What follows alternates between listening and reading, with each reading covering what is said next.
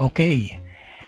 Ito po ang kadalasan na nagiging sagot ng iba po na naiimbitahan po natin dito sa Negosyong Royal. Ang sabi po nila, mahal. Mahal daw ang pag-i-invest sa Royal. Ano po? So, ang katanungan dito, mahal nga ba ang mag-Royal? So, depende po yan. Depende po yan sa anggulo kung saan po ninyo tinitingnan ang negosyong Royal. Kung ito po ang tingin ninyo dito ay isang gastusin, mahal po yan. Ano po, kung ito po naman ay titingnan ninyo doon sa anggulo na isang hanap buhay, ito po na ang pinakamura na negosyo na nalalaman ko. So meron pong paraan, iba't ibang paraan para maging miyembro ng Royal. So pwede po kayong maging miyembro sa pamamagitan ng ating product pack na nagkakahalaga ng isang 8,880 at 14,490. So ito po ay tinatawag natin one-time investment. So yung 8,880 ay meron pong corresponding mga products yan. Na pag ibinenta mo, mababawi mo yung puhunan na 8,880 at tutubo ka pa. So balik puhunan na agad, Kaya invest mo pa lamang, whether ibenta mo to o hindi, tubo ka na. Bakit? Kapag binenta mo, tutubo ka.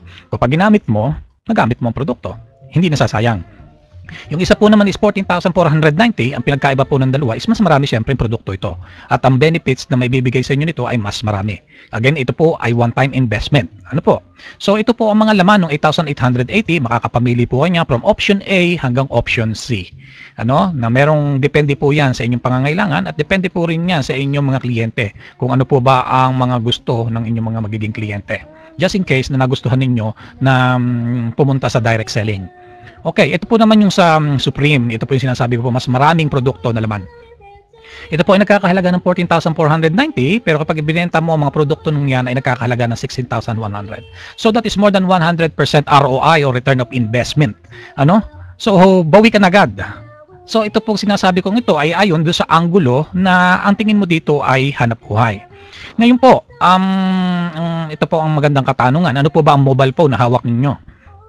So, ibig sabihin, ang mga mobile phones po ngayon ay nagkakahalaga ng mga 10,000 pa 40,000 pesos. Siguro mas mataas pa.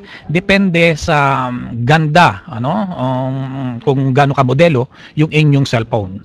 So, ibig sabihin, doon sa produkto po natin na 8,880 or 14,490, mas mahal pa ang cellphone. Na ating binibili o ating ginagamit na hindi naman nakakapag-akyat ng pera. Ngayon, kung ang cellphone ay nagkakahalaga ng 40,000, mahal po ba ito o mura? So para sa isang anggulo po na ito ay pagkakagastusan, ito po ay napakamahal ng 40,000 or 10,000. Kumpara po doon sa hanap buhay ng Royal na mag-aakyat sa iyo, mag-aakyat sa iyo ng hanap buhay. So yung iba po ay nakakabili ng mga makabagong kagamitan kagaya po ng mga PlayStation o Xbox 360 na alam po naman natin na napakamahal ng mga produktong ito.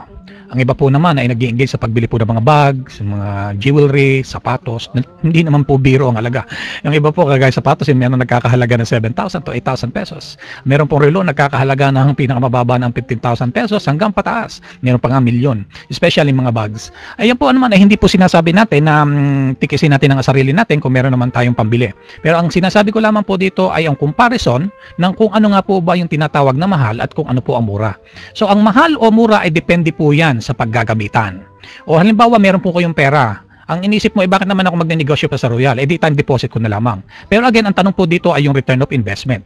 Gaano bang iakyat sa iyo ng pera kung ito ay ilagay mo halimbawa sa bangko? Dahil ang time deposit right now sa bangko ay nagkakalaga ng 1.125% per year.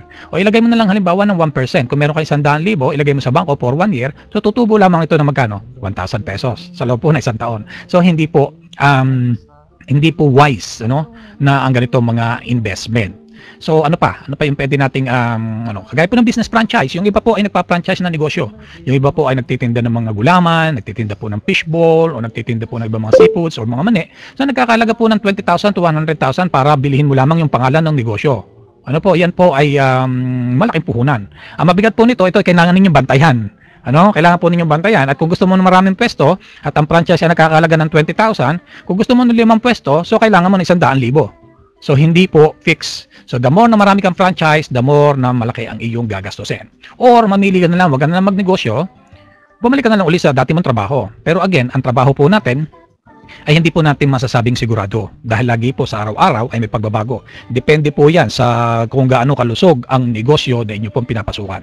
At kung gusto po ninyong kumita ng mas malaki, ay kinakailangan po ninyong magdagdag pa ng oras. So yun po ang tinatawag nating overtime. Sa pagtatrabaho po, ang puhunan po natin ay ang ating oras at ang ating kalusugan. Yan po ang malupit na katotohanan. Now, yung sinasabi ko pong Royal Business ay ginagawa po ito ng part-time para sa mga kagaya natin mga empleyado na.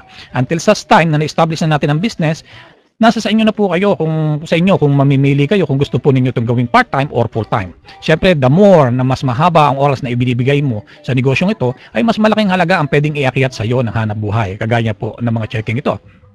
Mapapansin po nito, ito ay noong 2013, noong September 19, ang kinita po ng taong ito is 1.1 million.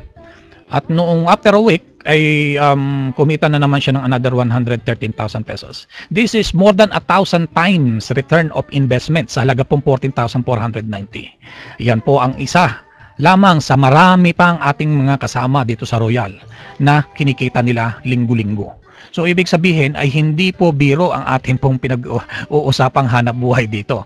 Dahil tayo pong mga Pilipino ay nasanay na po na kapag sinabi po nating negosyo ay kinakailangan ng malaking halaga at malaking puhunan.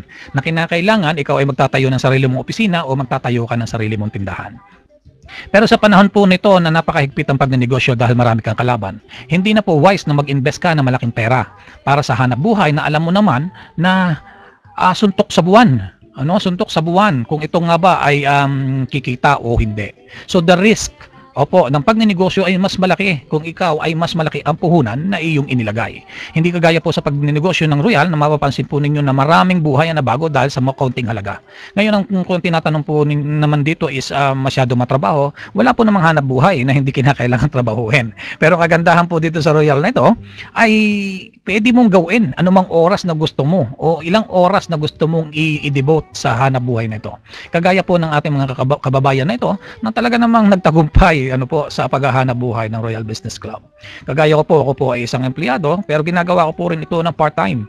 Dahil ako naniniwala na balang araw, ito po ay para kayo nagtanim ng puno ng nara na talaga namang matibay at iyong pakikinabangan sa habang panahon. Hindi po tayo nagtatanim dito ng kawayan na ilang taon lamang ay pwede nang putulin. So, kagaya po nitong mga kababayan natin na talagang binago ang buhay at hindi po biro-biro ang inaakyat na halaga.